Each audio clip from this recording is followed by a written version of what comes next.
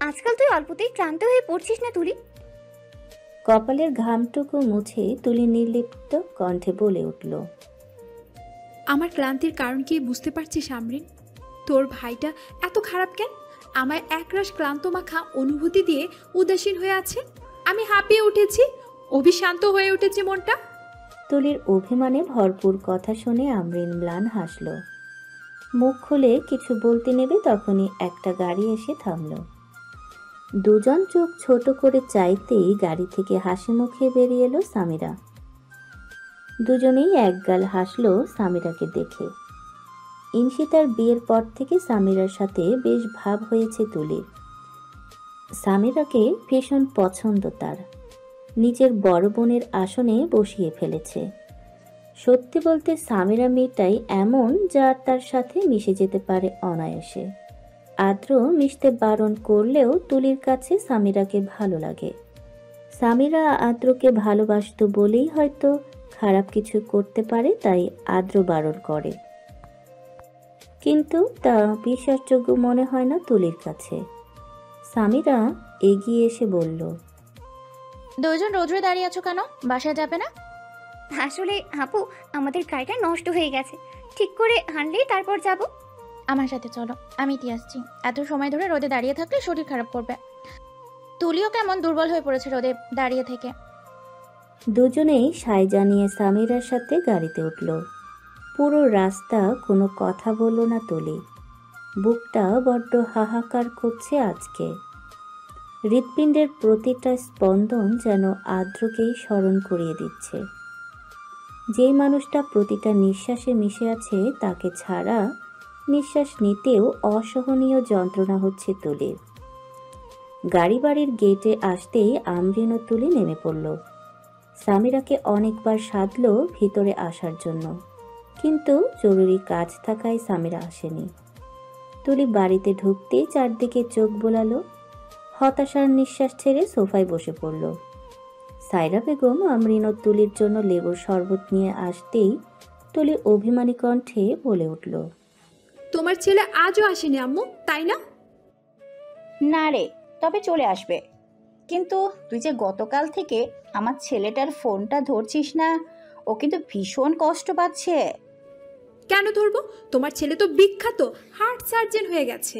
অন্যের হার্টের চিকিৎসা করে কি হবে? উনি তো আমার হার্টটাকে অসুস্থ বানিয়ে দিয়েছে। আমরিন ও সায়রা বেগম হাসলেন।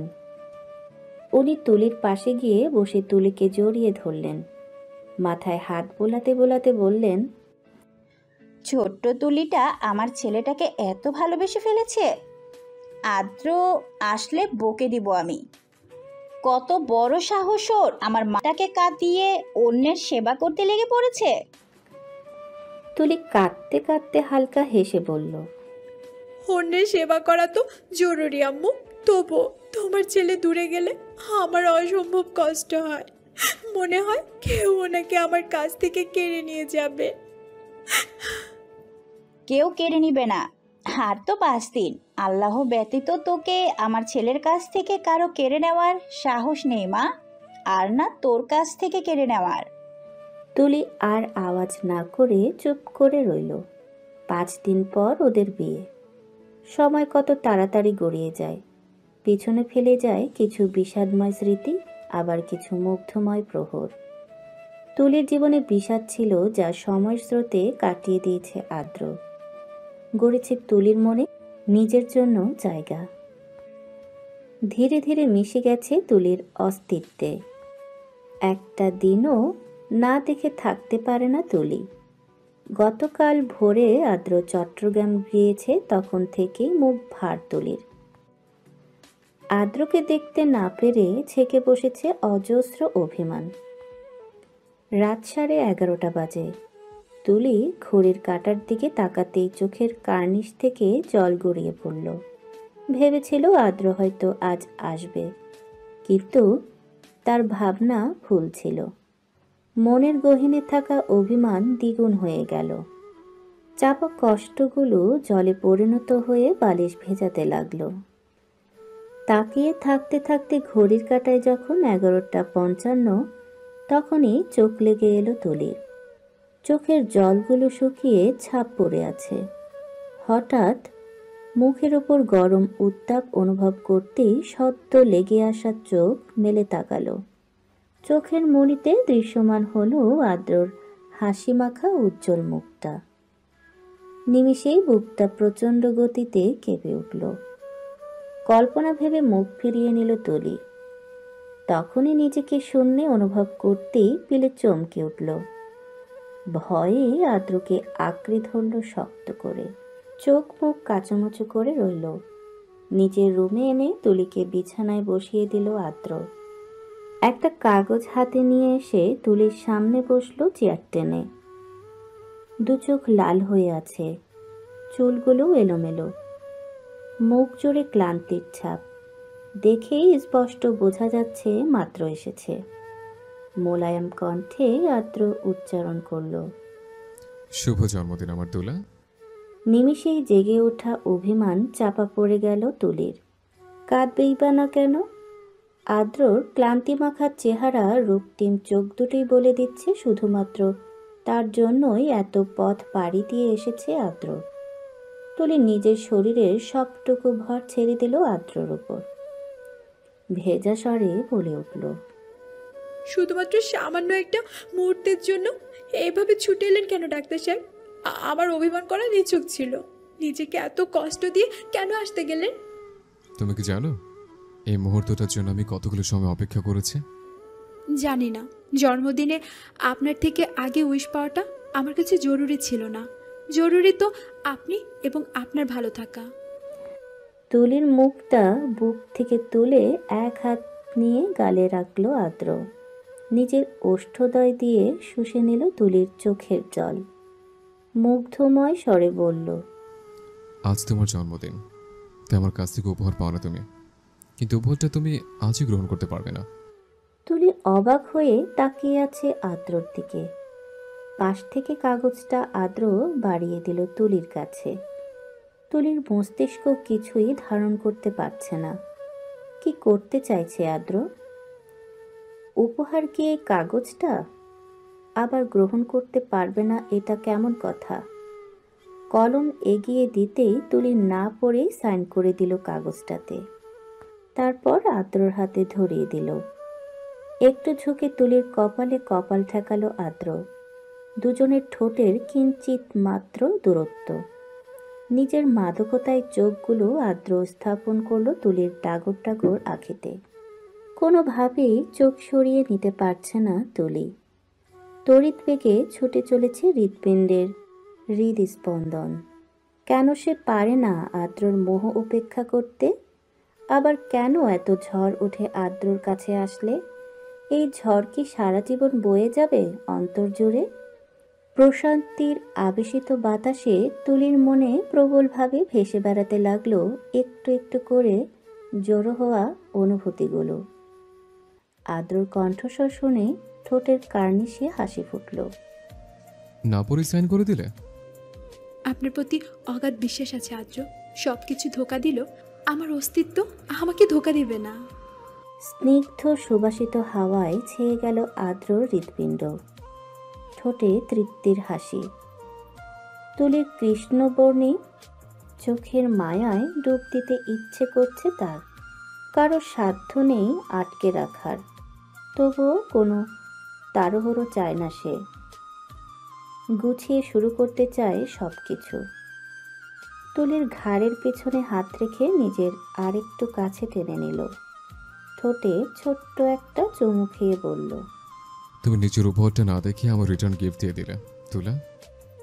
আদ্রর কথাটা তুলির কর্ণধার হয়নি। তুলি তো আদ্রর নীলহাব চোখের মাদকতায় নিজেকে হারিয়ে ফেলেছে। আলতো সেই স্পর্শটা শরীরে শিহরণ জাগিয়ে তুলছে। মনটা ক্রমাগত চাইছে আরো গভীরভাবে হারিয়ে যেতে। চোখ বুঝতেই প্রচণ্ড বেগে কিছু আওয়াজ এসে ধাক্কা খেল তুলির কানে। হকচকিয়ে উঠল তুলি। চোখ মেলতেই সামনে আর আদ্রকে আবিষ্কার করল না। তুলির চোখ ছাপিয়ে জল নেমে এলো। কষ্টের অশ্রু নয়, এই অশ্রুগুলো সুখময় কিছু মুহূর্তের সাক্ষী। চোখ মেরে সম্মুখে আদ্রকে আবিষ্কার না করলেও আখিদয়ে ভেসে উঠেছে পরিচিত কিছু মুখ। অতিশয় ভয়ে চুপসে যাওয়া মনটা নিমেষেই সতেজ হয়ে উঠল। আনন্দের জল গড়াতে লাগলো মনের গহীনে। এত বড় সারপ্রাইজ তো তুলি কখনো পায়নি। আহান, ঝুমু, সায়রা বেগম, রাদীপ সাহেব, আমরিন, নিবিড়, অন্তু, পায়েল, ইনশিতা, রনক, রিমি, সাগর সবাই হাসি মুখে দাঁড়িয়ে আছে। রাদীপ সাহেবের হাতে একটা চকলেট কেক। এত রাতে সবাইকে নিজের চোখের সামনে দেখতে পেয়ে মুখে হাত চেপে কেঁদে দিল তুলি। বিশেষ করে আহান ও ঝুমুকে দেখতে পেয়ে তুলি বিস্মিত। এত রাতে এখানে ওদের উপস্থিতি সত্যি খুবই বিস্ময়কর। আর এই বিস্ময়করও এত সুন্দর কাজটা কার তুলি বেশ ঠাহর করতে পারছে। আদ্র তুলির কল্পনায় ছিল না, বরং বাস্তবটাকেই যেন কল্পনার রাজ্য বানিয়ে দিয়েছে। কিন্তু যেই মানুষটা সবাইকে জড়ো করে সারপ্রাইজ দিয়েছে, তুলিকে সারা ঘরময় চোখ বলেও তুলি তার হদিশ পেল না। কোথায় গেল আদ্র? এখনই তো তার সামনে ছিল। ভালোবাসার সবটুকু অনুভূতি দিয়ে তার চোখের জল শুষে নিয়েছিল। এতটুকু সময় কোথায় গায়েব হয়ে গেল? রাদীপ সাহেব এগিয়ে এলেন। কেকটা টেবিলে রেখে তুলির মাথায় হাত বুলিয়ে বললেন, happy birthday my princess. Princess? শব্দটা তুলির হৃদয়ের দরজায় কড়া নাড়তে লাগলো অনবরত। কতটা স্নেহ করলে নিজের মেয়ে ভাবলে একজন বাবা এই নামে ডাকতে পারে। তুলির চোখের জল আজ আর বাদ মানবে না। এত সুখ তো তুলি কখনো পায়নি। অতি সুখে যে মানুষ কেঁদে দেয় তুলি তার চাক্ষুষ প্রমাণ। কখনো ভাবেনি পরিবার হারিয়ে আবারও এত সুন্দর একটা পরিবার পাবে সে। কেন সবাই তাকে এত ভালোবাসে? তুলি পারবে তো আগলে রাখতে ভালোবাসাগুলো? রাদীপ সাহেব হাতটা ধরে টুকরে কেঁদে উঠল। সবার মুখে মৃদু হাসি। কান্না ভেজা কণ্ঠে বলে উঠল, আপনাদের ধন্যবাদ জানালে সেটা অপরাধ হবে, তাই ধন্যবাদ জানাবো না বাবা। বরং জেনে রাখুন আমি খুব খুব বেশি ভালোবাসি আপনাদের সবাইকে। রাদীপ সাহেব হালকা হেসে তুলির চোখের পানি মুছে দিলেন। হাতটা ধরে নিয়ে এলেন কেকের কাছে। কেকটা কাটতে বললেন। তুলি সবার দিকে এক পলক তাকিয়ে শুকনো হাসল। কেকটা কেটে রাদীপ সাহেবকে খাওয়ালো সবার আগে। রাদীপ সাহেবও সায়রা বেগম চলে যেতেই পায়েল, রিমি, আমরিন, ইনশিতা এসে শক্ত করে জড়িয়ে ধরল তুলিকে। রিমি ও পায়েল একসাথে মুচকি হেসে বলল, শুভ জন্মদিন আদ্রর বউ। ইনশিতা আর আমরিন তুলির দুই গালে হাত রেখে বলে উঠল, শুভ জন্মদিন ভাবি। এগুলো যেন তুলির জন্য উইশ নয়, বরং এক রক্তিম লজ্জার সমারোহ। লজ্জায় থম মেরে রইল তুলি। এক এক করে সবাই উইশ করল। আহান ও ঝুমু কাছে আসতেই তুলির ঠোঁট দুটো প্রসারিত হয়ে এলো। ঝুমুকে শক্ত করে জড়িয়ে ধরল। আহানের দিকে তাকিয়ে বলল, তোমাদের সবাইকে যে একত্রিত করেছে সেই মানুষটা কোথায় ভাইয়া? হঠাৎ করে কোথায় হারিয়ে গেল? তুলির আদ্রকে দেখার অস্থিরতা বুঝতে পেরে সবাই ফিক করে হেসে দিল। আহান কোনো জবাব না দিয়ে বাকি সব ছেলেদের নিয়ে বের হয়ে গেল। তুলি হতভম্ব হয়ে দাঁড়িয়ে পড়ল। সবাই তার কথায় হাসলো কেন বুঝতে পারছে না সে। একটু আগেও তো আদ্র ছিল। গভীর রাতে সবাইকে চিনে পায়নি তো ভেবেই তুলি এক নজর সবার দিকে তাকালো। চোখ গেল আমরিনের হাতে থাকা কালো একটা গাউনের দিকে। গাউনটা অসম্ভব সুন্দর। আমরিন গাউনটা এগিয়ে দিয়ে বলল, গাউনটা পরে আয় জলদি, হাতে মাত্র 10 মিনিট সময় আছে। বাকরুদ্ধ হয়ে গেল তুলি। সবাই কি পাগল হয়ে গেল? কিসের 10 মিনিট? তুলির চিৎকার করে জিজ্ঞেস করতে ইচ্ছে করছে, আমার আদ্র কোথায়? একটু আগেই তো ছিল। চোখের পলকে কোথায় উধাও হয়ে গেছে? তুলিকে নড়তে না দেখে আমরিন গাউনটা হাতে ধরিয়ে দিয়ে ঠেলে ওয়াশরুমে ঢুকিয়ে দিল। বাকি সবাই হাসতে হাসতে নিচে চলে গেল। কে বলবে এটা গভীর রাত? এ বাড়িতে অবস্থান থাকা প্রত্যেকটা মানুষের জন্য যেন এটা খুশির রাত, আর এই খুশিতে ঘুমও যেন পালিয়ে গেছে। তুলি মাত্র কয়েক মাসেই সবার হৃদয়ে জায়গা করে নিয়েছে। গাউনটা পরে বের হয়ে আসতেই আমরিন সুন্দর করে তুলির চুলটা বেঁধে দিল, বেনুনি করে ঘাড়ের এক পাশে রাখলো। তুলিকে দাঁড় করিয়ে একটা কালো ফিতা দিয়ে চোখটা বেঁধে দিল। আতকে উঠল তুলি। আমরিনের হাত চেপে ধরে বলল, কি করছিস? চোখ কেন বেঁধে দিলি? মুচকি হাসলো আমরিন। তুলিকে ধরে হাঁটতে হাঁটতে বলল, নিশি, রাতে তোর পরীক্ষার পালা। তুলি না বুঝে এক নাগাড়ে প্রশ্ন করতে লাগলো। আমরিন কোনো জবাব না দিয়ে তুলিকে বাড়ির বাহিরে নিয়ে আসলো। ছেড়ে দিতেই তুলি ভয়ে উচ্চস্বরে ডেকে উঠল আমরিনকে। কোনো সাড়া শব্দ নেই আমরিনের, তবে দূর থেকে ঝিঝি পোকার ডাক ভেসে আসছে। একটা হিমেল হাওয়া তুলির গা ছুঁয়ে দিতেই সারা শরীর কাঁটা দিয়ে উঠল। নাকে এসে লাগলো চিরচেনা সুবাস। মুহূর্তেই তড়িৎ বেগে বুকের ভেতর কিছু একটা এসে ধাক্কা খেল। ঠোঁটের কার্নিশে জড়ো হলো মুগ্ধময়ী হাসি। হাতড়ে হাতড়ে এক কদম এগিয়ে যেতেই দুহাত ঠেকল কারো বুকে। স্থির হয়ে পড়ল তুলি। একটুও সময় ব্যয় না করে প্রচণ্ড বেগে আছড়ে পড়ল মানুষটার বুকে। শক্ত করে জড়িয়ে ধরে হাউমাউ করে কেঁদে উঠল। কোথায় ছিলেন আপনি আদ্র? অফুরন্ত ভালোবাসা নিষ্পৃত হয়ে গায়েব হয়ে গেলেন। আমি তো ভয় পেয়ে গিয়েছিলাম, মনে হচ্ছিল কেউ আমার শ্বাস রুদ্ধ করে দিয়েছিল। এভাবে হুট করে হারিয়ে যাবেন না, আমার কষ্ট হয়, প্রচণ্ড ব্যথা হয় হৃৎপিণ্ডে। নিজের সাথে গায়ের সর্বোচ্চ শক্তি দিয়ে আষ্ঠে পৃষ্ঠে জড়িয়ে নিল আদ্র। ঘাড়ে আলতো করে চুমু খেল। কানের পাতায় ঠোঁট ছুঁয়ে ধীর স্বরে বলে উঠল, এভাবে কাঁদবে না তুলা।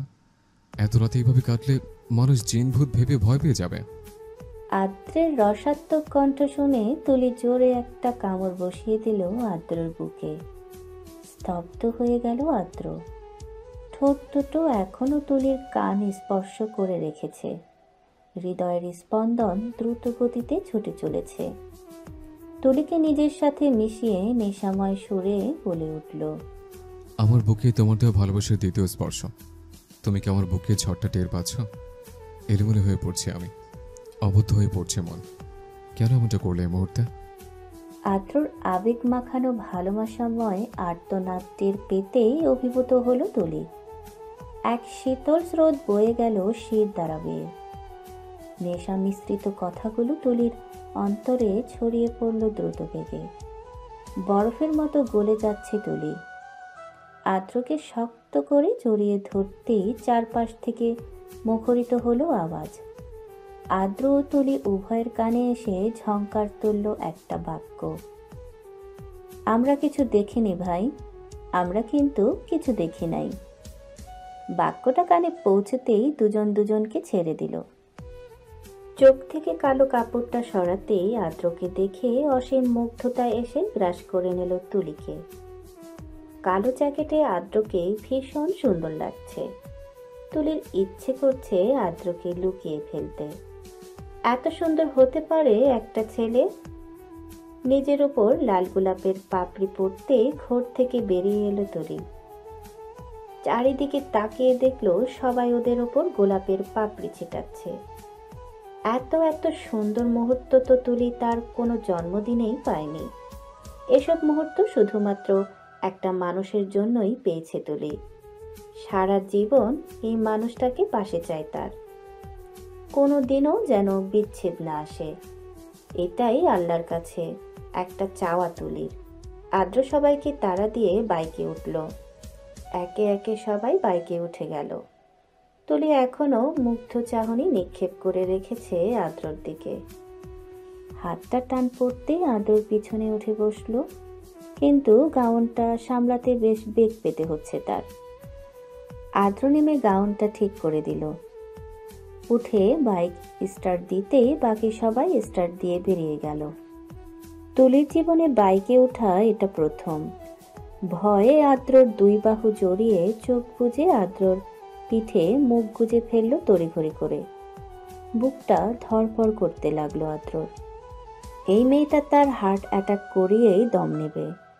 আলতো হেসে বাইক চালাতে চালাতে বলল, মাথা উঠিয়ে রাতের আধারটা অনুভব করো তোলা। আমার ভয় লাগছে, যদি পড়ে যায়। আমি থাকতে কিসের ভয়? একটা আচরও লাগতে দিব না তোমার মোলায়েম দেহে। নিজের রক্তাক্ত হয়ে যাব, তবুও তোমার গায়ে রক্তের দাগটুকুও লাগতে দিব না।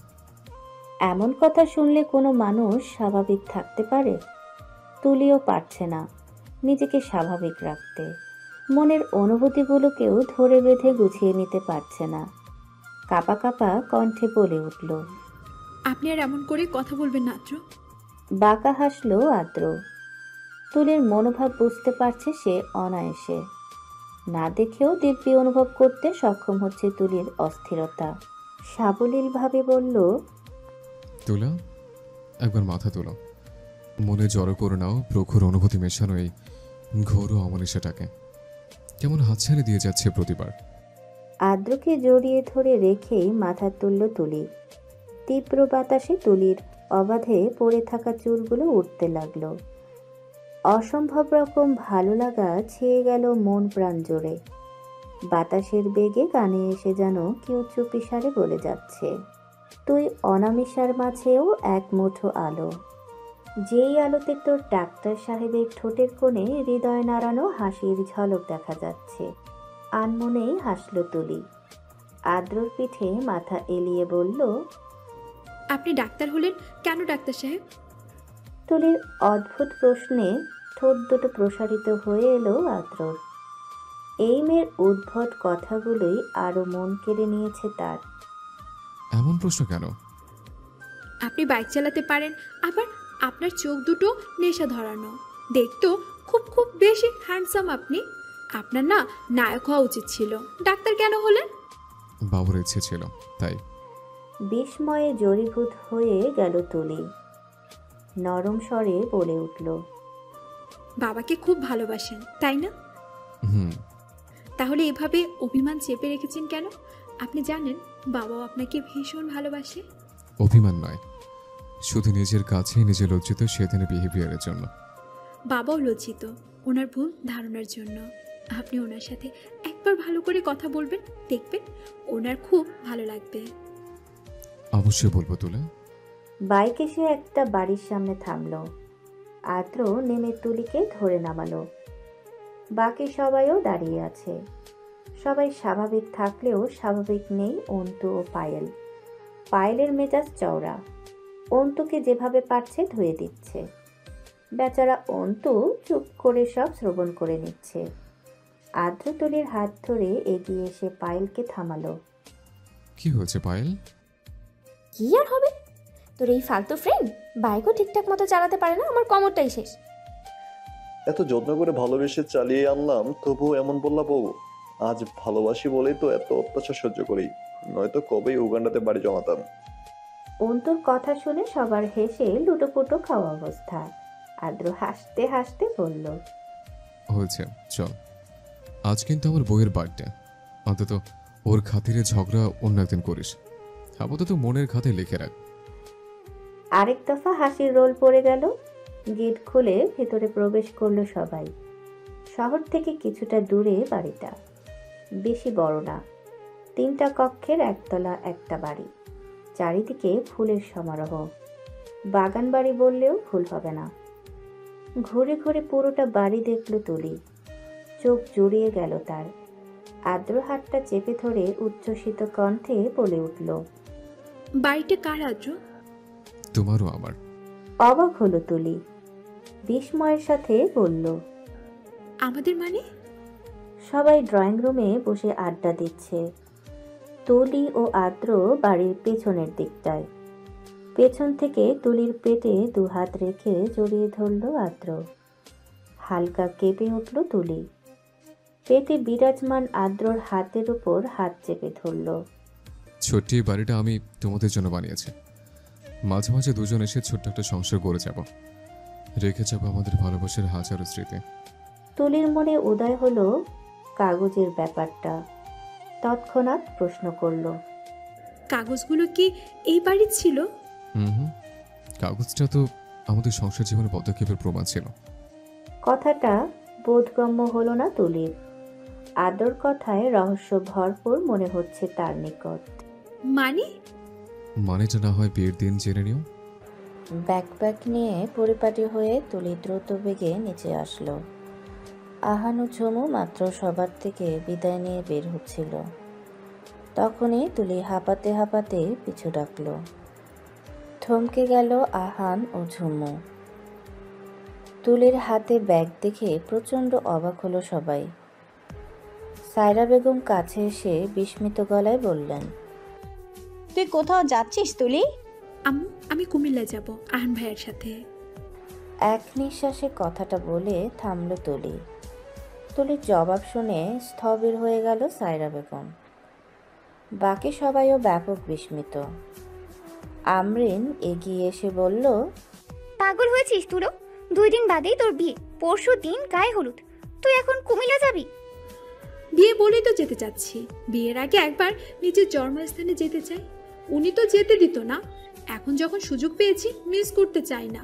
আজ আর কালকেরই তো ব্যাপার। পরশু ঠিক সকালে আহান ভাইয়া, মামা মামি, খালামণির সাথে চলে আসবো। তোর মাথাটা খারাপ হয়ে গেছে, জ্বরের ঘরে আবল তাবল বকছিস। ভাইয়াকে কিন্তু আমি বলিনি তোর জ্বর এসেছে। উনি সকাল সকাল এমার্জেন্সি থাকায় বের হয়ে গিয়েছে। একবারও যদি জানতে পারেন তোর জ্বর হয়েছে, কোথাও যাওয়া তো দূরের কথা, ঘরবন্দি করে রাখবে।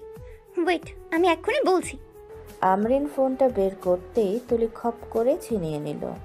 করুণ স্বরে সবার দিকে তাকিয়ে বলে উঠল, আব্বু আম্মু, আমাকে যেতে দাও প্লিজ। আমার খুব ইচ্ছে করছে একবার বাড়িতে যেতে। আমার যেতে দাও প্লিজ। আমার জ্বর সামাল দেওয়ার অভ্যাস আছে। আমি একদম ঠিক আছি। গায়ে হলুদের দিন সকালে আমি চলে আসব। সায়রা বেগম এগিয়ে এসে কপালে হাত দিয়ে দেখলেন জ্বর কিছুটা কমেছে। সকালের দিকেই জ্বর এসেছে। আদ্র শুনলে সব ফেলে ছুটে চলে আসবে, অস্থির হয়ে পড়বে, তাই সায়রা বেগম আর জানাননি। নিবিড় কিছু মেডিসিন দিয়েছে আর উনি যতটুকু পেরেছে সেবা করেছে তুলির। 1 ঘন্টা আগেও যে মেয়েটা বিছানা থেকে উঠতে পারছিল না, এখন কুমিল্লা যাওয়ার জন্য পাগল হয়ে গেছে। নিজের জন্মস্থানের প্রতি সবারই আলাদা টান থাকে, তুলিরও সেক্ষেত্রেও তেমনটাই। মেয়েটার করুণ চাহনি উপেক্ষা করতে পারলেন না তিনি। আবার ছেলের জন্য চিন্তা হচ্ছে। বাড়িতে এসে তাণ্ডব চালাবে তুলিকে না দেখতে পেলে। তবুও তিনি তুলির আবদার ফেলতে পারলেন না। গালে হাত রেখে বললেন, সাবধানে যাস। আদ্র আসলে কি করবে আমি জানি না। এখন তো তুই যাচ্ছিস, কিন্তু আদ্র আসার পর যা হবে তার জন্য কিন্তু আমি দায়ী হব না, বলে দিলাম। তুলি তো খুশিতে আত্মহারা হয়ে গেল। সায়রা বেগমকে শক্ত করে জড়িয়ে বলে উঠল, অসংখ্য ধন্যবাদ আম্মু। আমি কিন্তু আবার ফিরে আসবো তোমাদের মাঝে। আর এবার একদম পার্মানেন্ট হয়ে যাব তোমাদের পরিবারে। সারা জীবন তোমাদের সাথে কাটাবো। তুই আমাদের পরিবারের একজন মা। এখন শুধু সুস্থভাবে ফিরে আসিস। তোর আম্মু তোর অপেক্ষায় থাকবে। আচ্ছা আম্মু। আমরিন, ইনশিতা, রাদীপ সাহেব সবাইকে বিদায় জানিয়ে তুলি গাড়িতে উঠে বসল। তখনই হাতের মোবাইলটা মৃদু শব্দ করে উঠল। স্ক্রিনে চাইতেই চক্ষুদায় ভেসে উঠল আদ্রর মেসেজ। তুলির মলিন চেহারার এক ফোঁটা হাসির ঝলকের দেখা মিলল। উপর থেকে মেয়েটা নিজেকে যত স্ট্রং দেখায়, ভেতর থেকে তার চেয়েও অধিক নরম। এই যে জ্বরে তার ভিতরটা জ্বলে পড়ে যাচ্ছে, তবুও উপর থেকে নিজেকে বেশ স্ট্রং জাহির করছে সে। মেসেজটা ওপেন করে মনের কুঠিরে বাক্যগুলো তটস্থ করে নিল তুলি। আমি আজ অবিশ্রান্ত। আমার তুলার শ্যামা রঙা মুখটা দেখার জন্য বড্ড তৃষ্ণার্ত আমি। ইচ্ছে করছে এখনই ছুটে যাই, আলিঙ্গন করে নেই নিজের 2 বাহুতে। ডাক্তার হয়ে খুব বড় ভুল করে ফেলেছি। সবার হার্টের সেবা করতে গিয়েও নিজের হৃৎপিণ্ডটাকে পুড়াচ্ছি।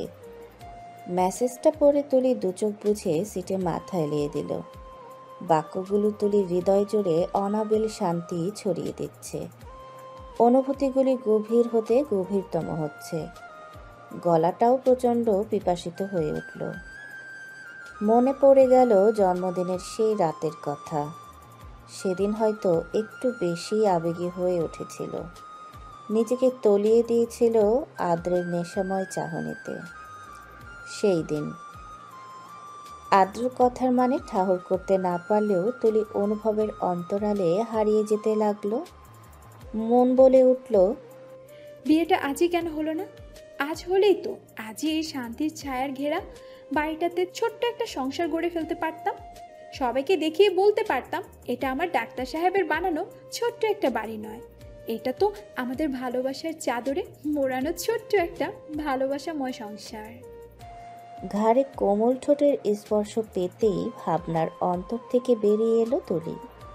দু চোখের পাতা এক করে পেটে বিচরণ করা আদ্রর হাতটা খামচে ধরল। শুকিয়ে কাঠ হয়ে যাওয়া কণ্ঠে অস্ফুট স্বরে ডেকে উঠল, ডাক্তার সাহেব, হুম। আপনি আমার হৃদয়ের সুবাসিত ফুল। সেই ফুলের সুবাসে আমার মন অবাধ্য হয়ে পড়ে প্রতিবার। প্রাণপণে ছুটে যায় সুবাসিত সেই ফুলকে একবার, শুধু একটি বার অনুভবে ছোঁয়ার আশায়। প্রেমময় বাক্যগুলো নিজের অজান্তেই গড় গড় করে বলে বসল তুলি। রবটের মতো দাঁড়িয়ে আছে আদ্র। তুলির পেটে রাখা হাত দুটো ঢিল হয়ে এসেছে। অনুভূতিগুলো নিমেষেই যেন থমকে গেল। আদ্রর কোনো রেসপন্স না পেয়ে তুলি লজ্জায় চুপসে গেল।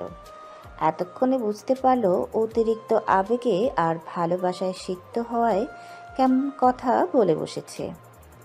ধীরে ধীরে আদ্রর দিকে ঘুরে তাকাতেই চাঁদের আলোয় চোখে পড়ল আদ্রর ঠোঁটের কোণে ফুটে থাকা মুগ্ধময় হাসিটা।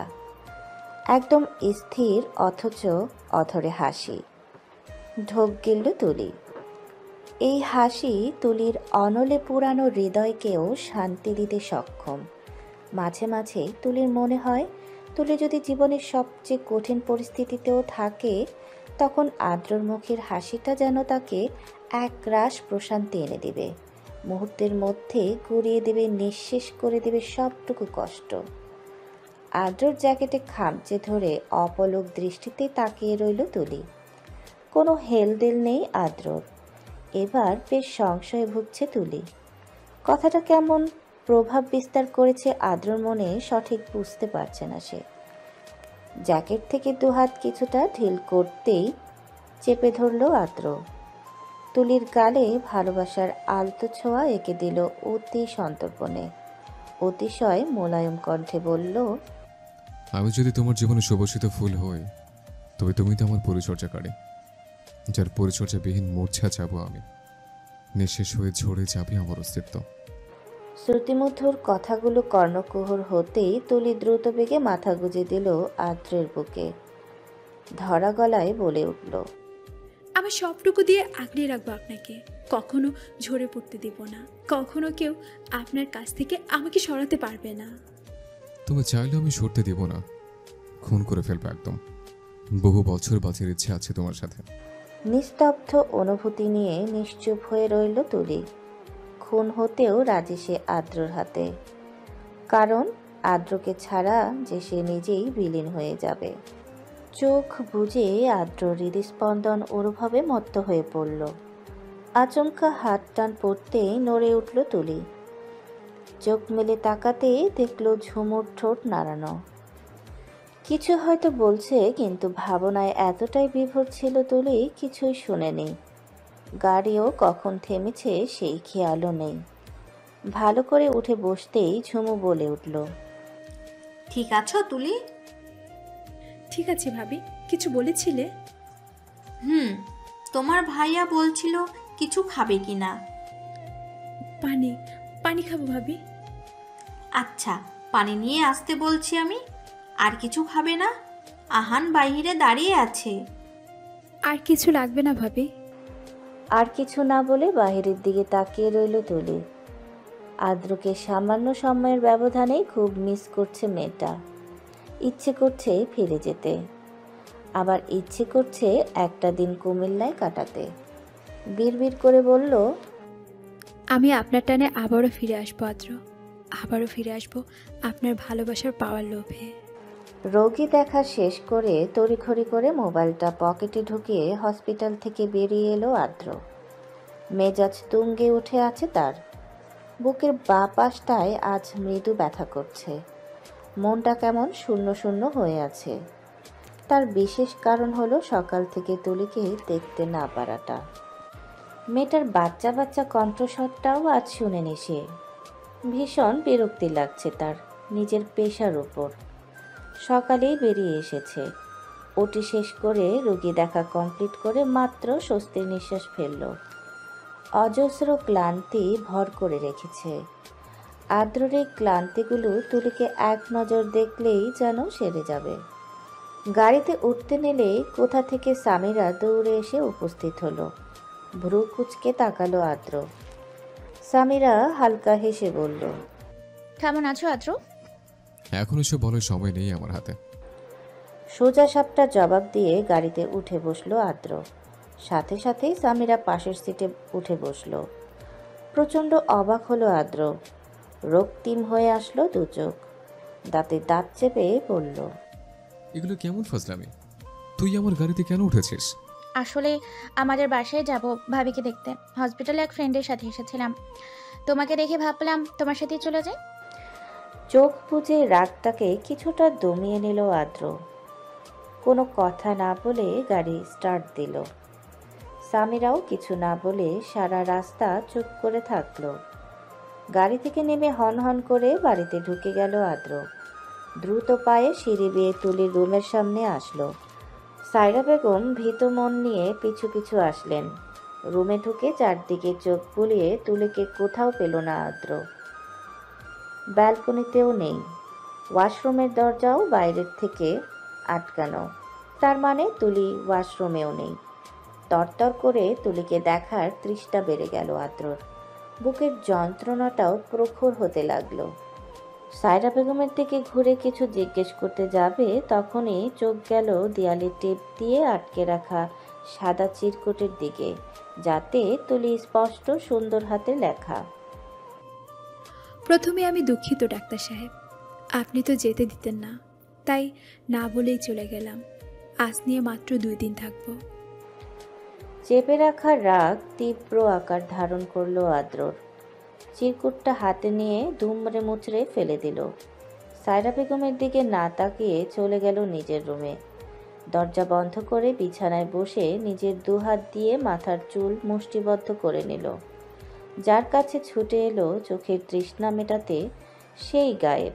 হাতের কাছের ফ্লাওয়ার ভাসটা খুব জোরে দেয়াল বরাবর মেরে দিল, যা প্রচণ্ড আওয়াজ তুলে খণ্ড খণ্ড হয়ে পড়ে রইল ফ্লোরে। পকেট থেকে মোবাইল বের করে তুলিকে কল দিতেই ফোন বন্ধ পেল। চরচর করে রাগ চেপে বসলো মাথায়।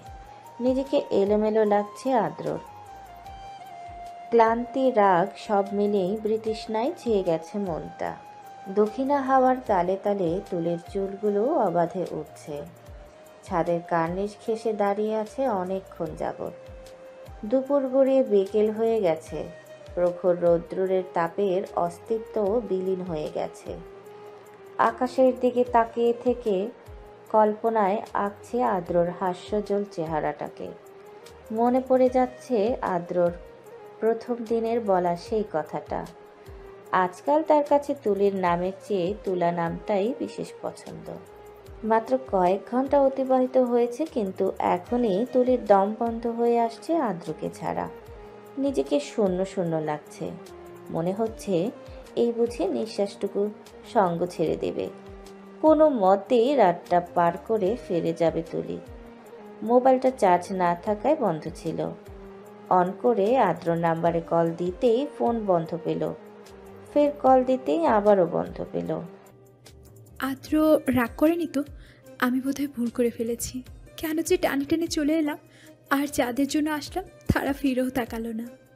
কথাগুলো ভেবে হতাশার দীর্ঘ একটা শ্বাস বের হয়ে আসলো বুক চিরে। এসেই মামার বাড়িতে গিয়েছিল তুলি। মামা হাসি মুখে কথা বললেও দূর দূর করে দিয়েছেন মামি। আহানের কাছ থেকে জানতে পারলো এতদিন সব খরচ, সব কিছুর দায়িত্ব আদ্র বহন করেছে। তুলির মামা 1 টাকাও খরচ করেননি তুলিকে ঢাকা পাঠানোর পর। নিজের পাওনা থাকা সত্ত্বেও তুলি কিছু বলতে পারেনি। বলবেই বা কিভাবে? এই মানুষগুলোও তো তার আপনজন। এত টাকাও চায় না তুলির। তার জীবনের সব চাওয়া তো আদ্রকে ঘিরেই। কাঁধে কারো স্পর্শ পেয়ে গড়িয়ে পড়া জলটুকু মুছে নিল তুলি। পেছন ফিরে ঝুমুকে দেখতে পেয়েই বলে উঠল, আমি তো সেই কখন থেকে রেডি হয়ে ছাদে দাঁড়িয়ে বাতাস খাচ্ছিলাম। অতক্ষণ লাগলো তোমার? তুলির কথায় মৃদু হাসল ঝুমু। গালে হাত রেখে বলল, চলো। রাত 11টা বাজে। আহানের রুমে ঝুমু ও খালামণির সাথে আড্ডা দিতে ভীষণ ব্যস্ত ছিল তুলি। আড্ডার কেন্দ্রবিন্দু ছিল আদ্র ও তার পরিবার। সবার সম্পর্কে নতুন করে বলতে বলতে হাঁপিয়ে উঠেছে। ওনারা চেনলেও আদ্রর পরিবারকে নতুন করে উপস্থাপন করলো। আদ্রর কথা বলতে গিয়ে মনে ভীষণ ভালো লাগা, লজ্জা দুটোই করছিল, যার প্রভাব এখনো বর্তমান। বুকটাও হাহাকার করছে। এই নিশিরাতেই ছুটে যেতে মন চাইছে আদ্রর কাছে। কাল সকালেই বেরিয়ে পড়বে ঢাকার উদ্দেশ্যে। চাপানোর দরজা ঠেলে রুমে প্রবেশ করতেই অন্ধকারের মাঝে হারিয়ে গেল তুলি। হাতড়ে হাতড়ে লাইট অন করতেই নিলেই কেউ প্রচণ্ড জোরে চেপে ধরে নিজের সাথে মিশিয়ে নিল। ধুক করে উঠল তুলির বুকটা। ভয়ে চিল্লাতে নিলে মুখে চেপে ধরল অজ্ঞাত ব্যক্তি। হৃদস্পন্দন থেমে যাওয়ার উপক্রম তুলির। বুকের ধড়ফড়ানি বেড়ে গেল বহুগুণ। নিজেকে ছাড়ানোর প্রাণপণ চেষ্টা করতেই তীব্র ধাক্কা অনুভব করল। তাল সামলাতে না পেরে ছিটকে পড়ল বিছানায়। বাতাসে জানালার পর্দা এলোমেলো হতেই রুমে এসে চাঁদের মৃদু আলো প্রবেশ করল। পিলে চমকে উঠল তুলি। কেউ তোর জন্য পাগল হয়ে যাবে, সেটা দেখে তুই স্বস্তির নিঃশ্বাস ফেলবি, তাই না? কারো গলায় ফাঁস লাগিয়ে তুই মুক্ত পাখির মতো ডানা মেলে উড়ে বেড়াবি। তোর ডানা আজ ছাঁটাই করে ছাড়বো। কথাগুলো বলেই সম্মুখে দাঁড়িয়ে থাকা ব্যক্তিটা তুলির ওপর ঝুঁকে পড়ল। ভয়ে কাঁচামাচু করে মুখ ঘুরিয়ে নিল তুলি। নিজের ওপর ভারী কিছু অনুভব না করতে পেরে আস্তে আস্তে মুখ ফিরিয়ে দেখল আদ্র, এক দৃষ্টিতে ওর দিকে তাকিয়ে। আদ্রকে নিজের খুব নিকটে আবিষ্কার করলেও দুজনের মাঝে দূরত্ব রয়েছে কিছুটা। আদ্র বিছানায় তুলির দুপাশে হাত রেখে অগ্নি চোখে তাকিয়ে। ফর্সা চেহারাটায় লাল আভা স্পষ্ট, যা চাঁদের মৃদু আলোয় দিব্যি চক্ষুগোচর হচ্ছে তুলির। তুলি স্বপ্নেও ভাবেনি আদ্র চলে আসবে এখানে। আসলো তো আসলো, তাও এভাবে ভয়ার্ত রূপ ধারণ করে। গলা শুকিয়ে কাঠ হয়ে গেল তুলির। বুকের ধড়ফড়ানি বাড়তে লাগলো ক্রমাগত। অস্বাভাবিক হৃদস্পন্দনের শব্দ হয়তো আদ্রর কর্ণপাত হচ্ছে অনায়াসে। আদ্র কাছে এসেছি, কিন্তু কখনো এমন করে তো কাছে আসেনি। তুলি মনে হচ্ছে এই বুঝি আদ্র নিজের সবটুকু ভার ছেড়ে দেবে তার উপর, আর হৃদস্পন্দনও থেমে যাবে সাথে সাথেই। অগোছালো অনুভূতি হৃদয়ের অনবরত কম্পন মিলিয়ে বেসামাল হয়ে পড়ছে তুলি। আদ্র রক্তিম বর্ণ ধারণ করা নীলাভ দুচোখ স্থির তুলির ভয়ার্ত চেহারায়। হয়তো তৃষ্ণার্ত দুচোখ তাদের তৃষ্ণা মেটাতে ব্যস্ত। মাথায় চেপে থাকা রাগটাও পাল্লা দিয়ে বেড়ে চলেছে। কেন তুলি না বলে চলে এলো? কেন সারাটা দিন ধরে তার স্নিগ্ধ চেহারাটা দেখা থেকে বঞ্চিত করলো? কেন বুকের বাঁ পাশটায় ব্যথার সৃষ্টি করলো? কোনোভাবেই নিজেকে শান্ত করতে পারছে না আদ্র। তুলির আর একটু কাছে যেতেই আটকে উঠল তুলি। কাঁপা কাঁপা কণ্ঠে বলে উঠল, কি করছেন আদ্র? তুই এত সাহস কোথায় পেয়েছিস তোলা? ভালোবাসা পেয়ে আমাদের হাতের থাপ্পড়ের কথা বলে গেলে? কি বলেছিলাম তোকে? বলিনি তুই একটু দূরে যেতে চাইলে আমি একদম খুন করে ফেলবো? আদ্রর অগ্নিঝরা চোখের দিকে তাকিয়ে তুলি আমতা আমতা করে বলল, আমার মনটা আসার জন্য ছটফট করছিল আদ্র। আপনি না করতেন, তাই না বলে চলে এসেছি। আমি কাল সকালে আবার ব্যাক করতাম। মেজাজ আরও গরম হয়ে এলো আদ্রর। তুলির ওপর থেকে উঠে বসে এক টানে তুলিকে নিজের বুকে এনে ফেলল। নাকে হালকা ব্যথা পেয়ে আহ করে উঠল তুলি। আদ্রর জ্যাকেট খামচে ধরল নিজেকে সামলানোর জন্য। সাথেই জ্যাকেট থেকে হাত দুটো টেনে ছুটিয়ে নিল আদ্র। দুই বাহুতে শক্ত করে চেপে ধরে রাগী কণ্ঠে বলে উঠল, আমি মরে গেলে তুই ব্যাক করতে? তোর মন আমার জন্য ছটফট করেনি? কয়েক ঘন্টা পাগল বানিয়ে ছেড়ে দিয়েছিস। তোকে ছেড়ে শ্বাস নেওয়াটাও দায় হয়ে পড়ছিল। নিজেকে বাঁচানোর জন্য, হৃৎপিণ্ডের একটু ব্যথা কমানোর জন্য ছুটে এসেছিস তোর কাছে।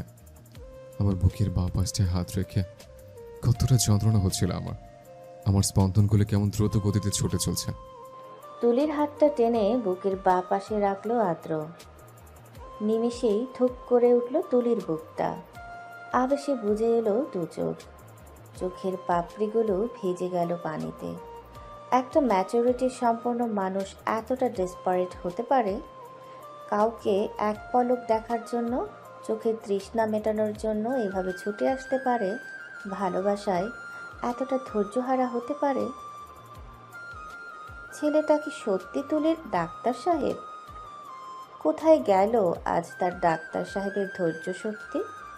এই মুহূর্তে তুলির মনে পড়েছে সেদিনের কথাটা, যেই রাতে সিলেট থেকে ফিরে এসেছিল ওরা। আদ্র বুকে জড়িয়ে নিয়ে বলেছিল, পৃথিবীর যেই প্রান্তেই থাকুক না কেন স্বস্তির নিঃশ্বাস ফেলার জন্য হলেও ছুটে আসবে তার কাছে। সত্যিই এসেছে। তুলির বুক জুড়ে অসহনীয় পীড়া অনুভব করতে লাগলো। মাথা গুজে নিশ্চুপ হয়ে রইল আদ্রর বুকে। আদ্রর বুকে হাতটা এখনো স্থির। তুলির শরীরের গরম মুদ্রা পেতেই আদ্র স্তম্ভিত হয়ে গেল। হৃদয়ের ব্যথাটা পলকেই বেড়ে গেল। সেই সাথে বুকটা হাহাকার করে উঠল। তুলিকে বুক থেকে উঠিয়ে অস্থিরতা নিয়ে বলল, জ্বর কখন এসছে? তোমার তো জ্বরে গা পড়ে যাচ্ছে। এই তুলা, জ্বর কখন এসছে? নিশ্চুপ তুলি।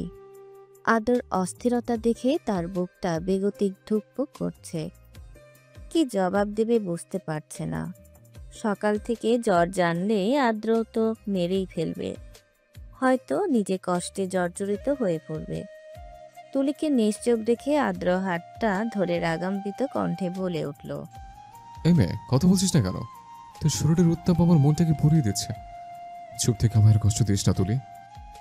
টলটল চোখ আদ্রর মলিন চেহারায় নিবদ্ধ করল তুলি। সামান্য জ্বরে আদ্রর এত কষ্ট হচ্ছে, এতটা পাগলামি করছে।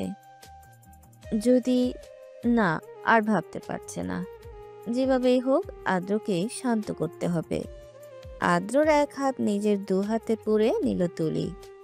ধরা গলায় বলল, আপনি অস্থির হবেন না ডাক্তার সাহেব, সামান্য একটু জ্বর সকাল থেকে, আমি ঠিক আছি।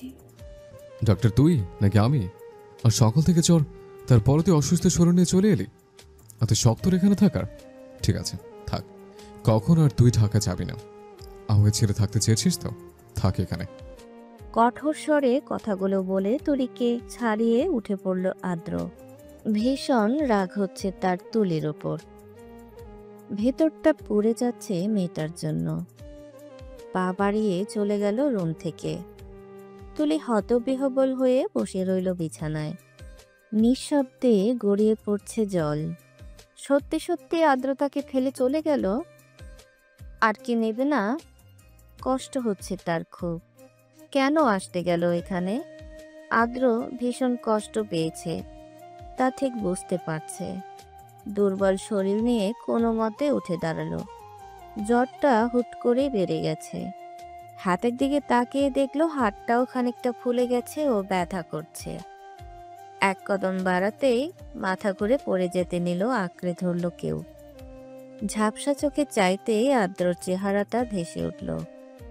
তুলির ঠোঁটের কোণে ফুটে উঠল শুকনো হাসি। আদ্র তাড়াতাড়ি করে তুলিকে কোলে নিয়ে পা বাড়ালো রুমের বাহিরে। আহান দাঁড়িয়ে রুমের সামনে আতঙ্কিত কণ্ঠে বলল, তুলির কি হয়েছে ভাই? আমি তুলিকে নিয়ে যাচ্ছি আহান, খালামণিকে জানিয়ে দিস। এত রাতে? আজ থেকে যাও। না, এমনিতে অনেক দেরি করে ফেলেছে, আজকে চলে যাব। আদ্রর মুখের উপর আর কোনো কথা বলার সাহস পেল না আহান।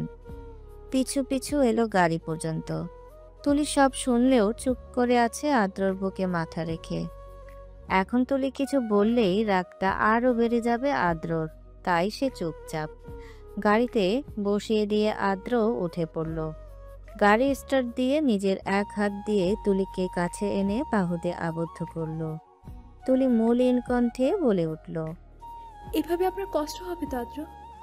তুই যে কষ্ট দিয়েছিস তার কাছে কষ্টটা খুবই নিছক। কেঁপে উঠল তুলির মনটা। একটা বার আদ্রকে বলে আসা উচিত ছিল তার। কিছু একটা মনে পড়তেই বিষণ্ণ মনে বলে উঠল, আপনি খেয়েছেন আদ্র? সারাদিন পানি ছাড়ার কিছুই না। নিজেকে নিজেরই খুন করে ফেলতে ইচ্ছে করছে তুলির। নিজের প্রতি রাগ চেপে রাখতে না পেরে আদ্রের বুকে মাথা রেখে নীরবে চোখের জল ফেলতে লাগলো। এত ভালোবাসার তুলি আগলে রাখতে হিমশিম খাচ্ছে। নিজের সবটুকু দিয়ে আদ্রকে ভালোবেসেও নিজের অজান্তে কষ্ট দিয়ে ফেলেছে। কেন এত ভালোবাসার মাঝেও কষ্টগুলো চলে আসে? অপ্রত্যাশিত তুলির কাছে একটা প্রণয়। আদ্রর বুকে মুখ গুজে রইল তুলি। বাহির থেকে বাতাস এসে ছুঁয়ে দিয়ে যাচ্ছে দুজনকে। নিকষ কালো আধারে গাড়ি ছুটে চলছে ঢাকার উদ্দেশ্যে। সূর্যের কিরণ জানালার পর্দা ভেদ করে রুমে এসে পড়তে লাগলো। শরীর ঘেমে একাকার তুলির। সূর্যের আলো রুমে আসতেই তুলি প্রচণ্ড বিরক্ত নিয়ে চোখ মেলে চাইল। সায়রা বেগমকে মাথার কাছে বসে থাকতে দেখে খুব অবাক হলো। রাতে তো গাড়িতে আদ্রর বুকে ঘুমিয়ে পড়েছিল। তারপর আর কিছুই খেয়াল নেই তার। তুলিকে চোখ মেলতে দেখে সায়রা বেগম মাথায় হাত বুলিয়ে বললেন, উঠে পড়েছিস? তাড়াতাড়ি ফ্রেশ হয়ে নে। জ্বরের ঘরে কি না কি খেয়েছিস রাতে? এখন ভালো করে খেয়ে আরো সুস্থ হতে হবে। কাল থেকেই তো তোদের বিয়ের অনুষ্ঠান। তুলি নিষ্পলক চোখে চেয়ে থেকে বলল, তোমার ছেলে কোথায় আম্মু? সায়রা বেগম উত্তপ্ত একটা শ্বাস ছেড়ে আঙুল দিয়ে ইশারা করলেন সোফার দিকে।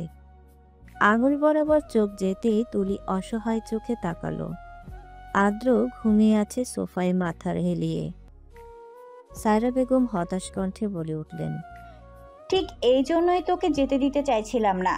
কাল এসে তোকে না পেয়ে পাগল হয়ে যাচ্ছিল। রুমের অর্ধেক জিনিস ভেঙে ফেলেছে।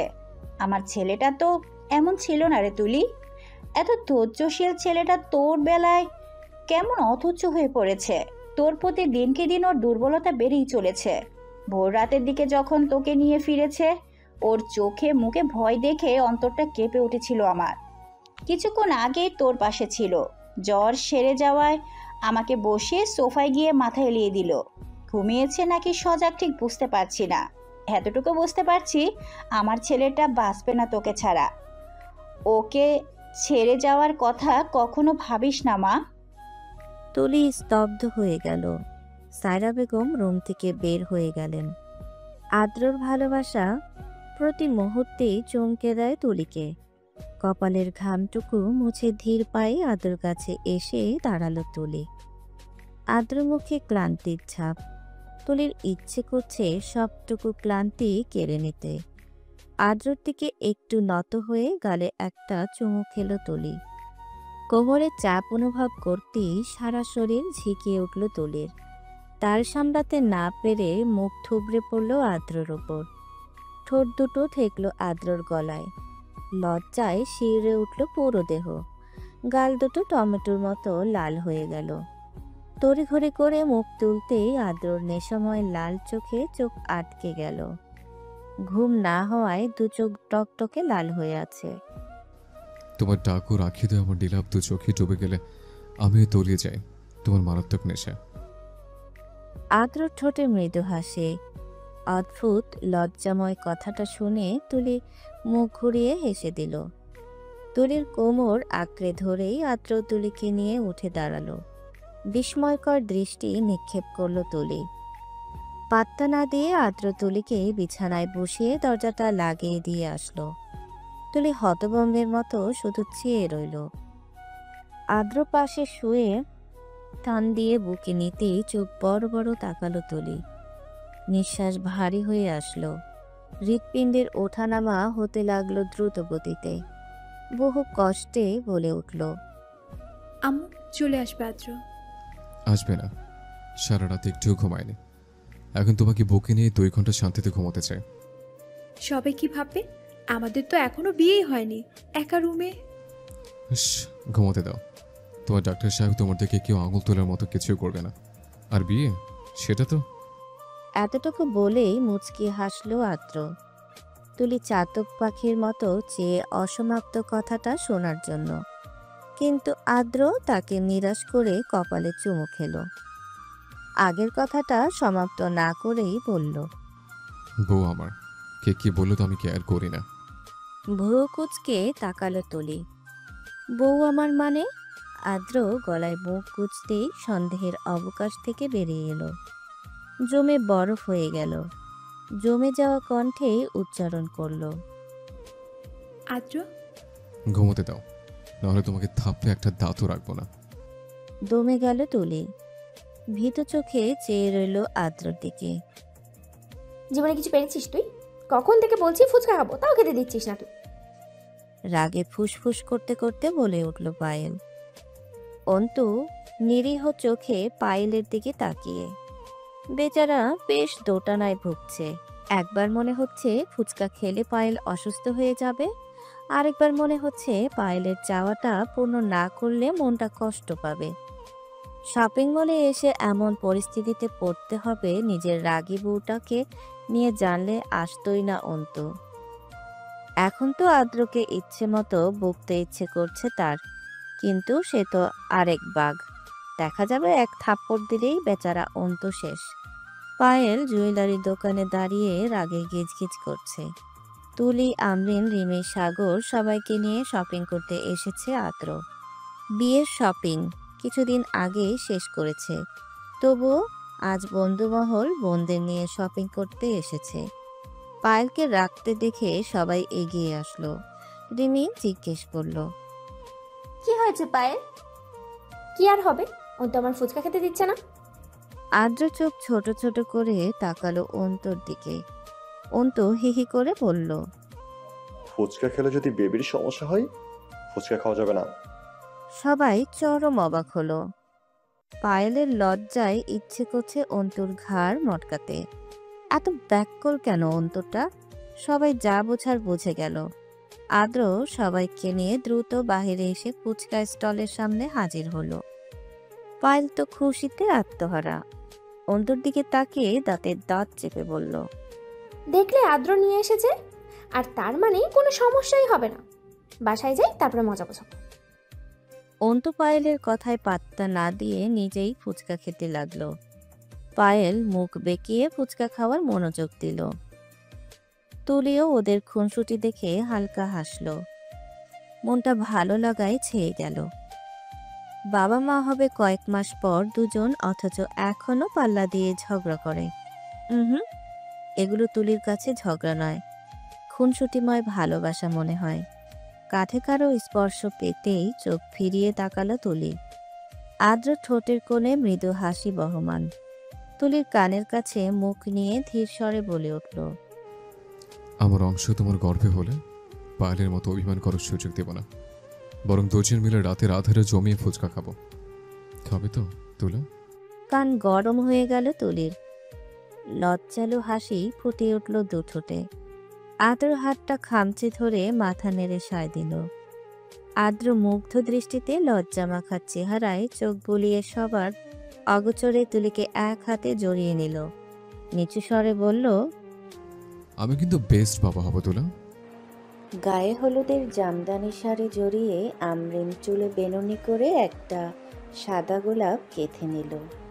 নিজেকে আয়নায় ভালো করে অবলোকন করে ঘুরে দাঁড়াতেই ঠাস করে বাড়ি খেলো কারো বুকে। ব্যথায় টনটনিয়ে উঠল নাকটা। রাগ নিয়ে নাকে হাত ঘষতে ঘষতে চোখ উপরে তুলতেই নিবিড়ের অগ্নিদৃষ্টি দেখে চুপসে গেল। নিচু স্বরে জিজ্ঞেস করল, কি হলো, এভাবে রেগে আছো কেন? সাদা পাঞ্জাবির সাথে রাগ মানানসই নয়। কথাটা বলে হালকা হাসল। নিবিড় ড্রেসিং টেবিলের উপর থেকে চশমাটা নিয়ে আমরিনের চোখে পরিয়ে দিল। তাজ্জব বনে গেল আমরিন। বিস্ফোরিত গলায় বলে উঠল, আজ আমি চশমা পরবো না নিবিড়, শাড়ির সাথে চশমা ভালো লাগবে না। চশমা না পরলে চোখ খুলে সাজিয়ে রাখবো। আমি জানতাম ডাক্তারগুলো এত ভয়ঙ্কর হয়। যেদিন আমি ডাক্তার হব না দেখবেন, সেদিন আপনার হৃৎপিণ্ডটাই খুলে নিয়ে আসবো।